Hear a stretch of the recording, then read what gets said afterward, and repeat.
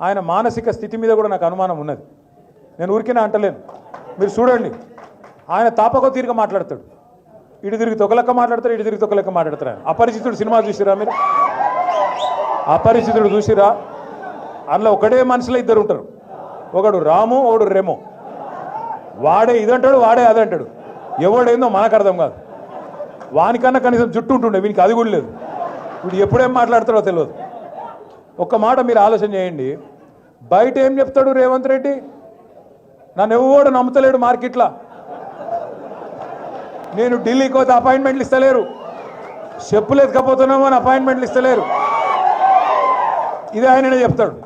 మళ్ళీ అసెంబ్లీకి వస్తాడు, నేను 1,58,000 కోట్ల అప్పు చేసిన అని ఆయన్నే చెప్తాడు. మరి నీ ఎవడు నిజమో? బయట అప్పు ఉడతలేడన్నోడు నిజమా, లేకపోతే సంవత్సరం లోపలే 1,58,000 కోట్ల అప్పు చేసినానోడు నిజమా? చెప్పడు మనకు. అట్లే ఒక దిక్కేమో రాష్ట్రం దివాలా తీసింది అంటాడు రేవంత్ రెడ్డి, మళ్ళీ దిక్కు చూస్తేనేమో ఏడబడతాడు హోర్డింగ్లు, తెలంగాణ రైజింగ్. తెలంగాణ రైజింగ్ అయితే మరి దివాలా ఎక్కడ తీసింది? దీనికి సమాధానం చెప్పడు.